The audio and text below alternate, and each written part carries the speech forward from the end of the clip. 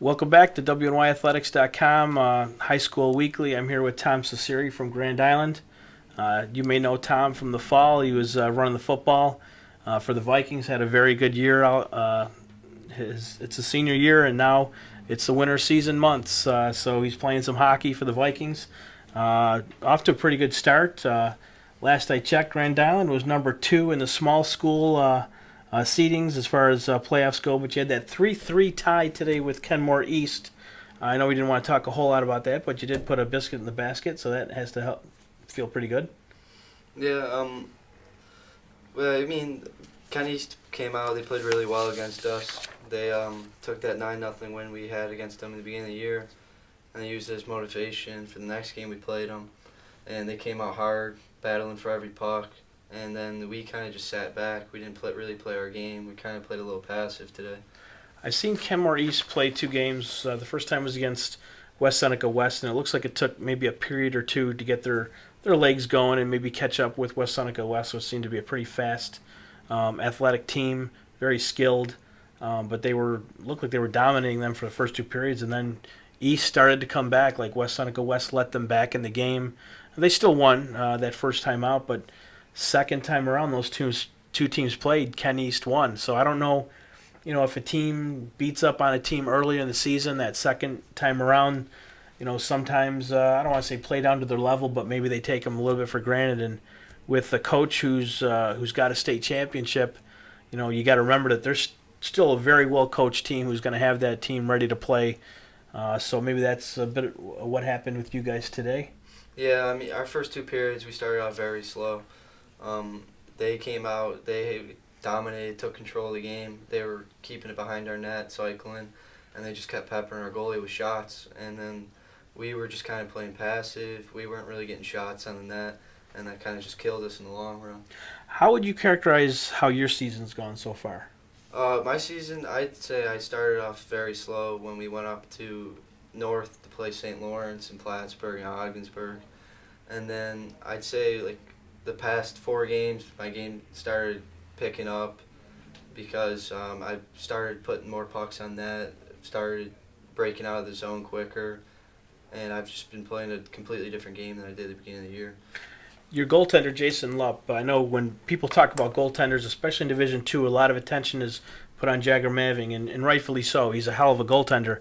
But Jason Lupp quietly has put up some very good numbers for the Vikings. He's at least 7-2 right now. His goals against average is at a 1.4. Just talk about how confident you guys are playing up front when you know you have a kid like Lupp back there having the season that he is. Oh, having Lupp in the net's a huge game changer for us. It gives us confidence because we can let those outside shots come in, and we don't really have to worry about it. And if we're playing a bad game, we always know that Lupp's playing an amazing game, as he did today. We just didn't help him. So having Lupp in that helps us out a lot. Last season, you guys were having a great year. You had the defenseman Valvo, who's obviously graduated out, but you guys learned a valuable lesson. Opening round loss to West Seneca East, who ended up having a very good run in the playoffs themselves. But you're 1-1 with them right now, yeah. I believe. Okay, and they play tonight, Kenmore West. I heard you might be heading out to West Seneca a little later after the program. So, and I may have to join you as well. That's a game I've had circled for quite a while. I don't want to miss it. But you guys last year, had that tough loss, ended your season probably a little earlier than what you guys had wanted. This year, they're at top. You're right behind them. You know you can play with them. Is there extra motivation, to go out and give them everything you guys have when the chips are really all on the table and you're in the playoffs? Yeah, when we see that team on our calendar, we always know it's a big game, and we have to be at the top of our game because we know if we slip a little, they'll capitalize on us. So everybody on our team is always getting pumped up for this game, and we always have a reminder that they knocked us out of the playoffs last year, and we're not going to play lightly towards them. We're always going to give them our best effort. Real quick, just a couple announcements with Fed Hockey. The season technically ends February 11th, so less than a month away to the end of the year. I don't know if the last game of the year is Will North versus Lancaster. I don't know if there's going to be really any substance to that game on that particular date because Will North has had their way with a lot of teams in Division One. They're out, they're off to an incredible start. They haven't lost. They've got 3 ties, but 21 points on the season. Next best is Niagara Wheatfield at 18, and then Lancaster at 12. So I don't know if that game will have a whole lot of substance when they get down to it. We shall wait and see. But the end of the season is just a couple weeks away. Section 6 night at KeyBank Center is March 21st when the Sabres host the Arizona Coyotes. I don't know if you're going to go to that game or not. I may. But that's going to be a tough one to sit through. But we'll see. Tomorrow, Thursday night is Will North and Clarence out at Northtown is the teddy bear toss game for $5. They're selling teddy bears at those 2 schools. The kids and who's ever in attendance will throw them out on the ice, and a lot of money will be donated to charities. So that's a great thing that they're doing out at Northtown Center tomorrow for that game. All the proceeds go to Crisis Services for Suicide. Very worthy cause. So stick taps to those guys. Current seedings for large, small, and Catholic. You can find them on the Section 6 hockey website. It's section6.goalline.ca. Right now, large schools, Will North, like we said, almost a 10-point lead on Niagara Wheatfield. And then Lancaster for the small schools, you've got Sweet Home, a Division III team, but they're in first place at 18. West Seneca East 16.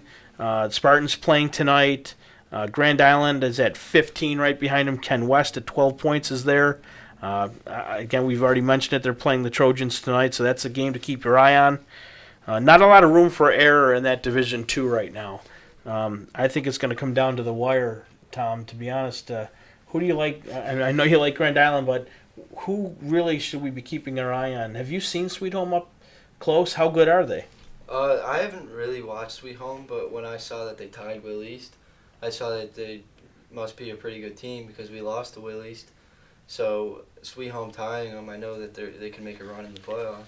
And then in the Catholic League, Canisius is 3-0 for 6 points. Now, Canisius is playing really good hockey right now, probably some of the best in all of the Fed. They haven't lost since December 17th. They're 4-0-2 in their last 6 games. They did have the 4-4 tie with Will North, a win over St. Joe's. So they're playing great hockey. Cruiser, Logan Gear, and Biter are having excellent seasons. And then Alex Sabuta's got 2 shutouts for Canisius. They're playing really good. I'm a Blue Devil. I graduated from Ken West. They're 5-0-1 in their last 6 games. They're playing West Seneca East tonight. They haven't lost since December 15th. They lost to the West Seneca West Indians. Like what's going on out there with my Ken West Blue Devils. Ken East, I hate to bring them up again because you just tied them, but they've played really good hockey as of late. They got a win over Will East. They have a win over West Seneca West. They just lost a game by 1 goal to West Seneca East, so good job to Coach Prey out there to get those kids playing really hard for you. St. Francis down in Division III, a Catholic school, but they're playing really good. They might even be playing as well as Canisius at 7-0-1 on the year. In league play, they're doing fantastic. St. Mary's, Brendan Krozik out there with 23 points. Their first year in the Fed. They're having a really good season. And then Starpoint as well. You guys had a really good game with Starpoint. So, their first year in the Fed, they're doing pretty good. Scoring leaders in Division III, Tyler Edholm of Sweet Home with 32 points, Krozik of St. Mary's, and then, Joe Torillo and Andrew Sizz of Sweet Home. They're also having great years. Nolan Horn at NT. In Division II, Tyler Arndt and Danny Flynn both have 24 points heading in today. Ethan Yoder, Ken West right behind him, and then your teammates Parker Morrow and Dylan Russo, 20 and 18 respectively. And then what can you say about those kids at Will North? Brett Sardina, Andrew Bruno, Belinsky, 7 of the top 10 players in scoring Division I all wear Will North jerseys. So Coach Rosen told me last year after they had won the states that he thought this class coming in could also compete for the states, and at 9-0-3 right now, it looks like he might be right. So, and then goalies, if you want to talk about goalies, Riley Meyer, the goalie from Will North, Ben Wepner's playing really good. They both have 5 wins. Jagger Maving out of West Seneca East, 8-2 on the year, 188 goals against average and 3 shutouts. Vinny Vaccaro, shout out to him, and then Sweet Home's Michael Lisman, shout out to him as well. They're having fantastic seasons. and it's only getting better, and it's down to crunch time. If these teams, you guys have a really good team. If you guys can control your emotions and play hard to the whistle without taking stupid penalties, you guys all have opportunities to win.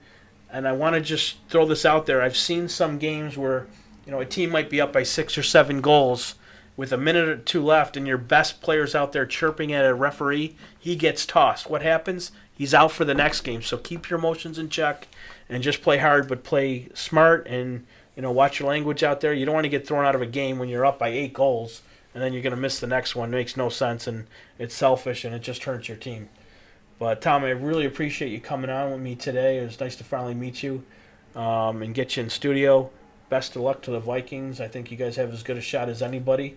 If you end up playing my Ken West Blue Devils, I'll try to be as impartial as possible. But thanks for coming on today. Thank you for I having me. appreciate it. That's Tom Cesari of Grand Island, and that'll wrap up this segment of Boys Fed Hockey.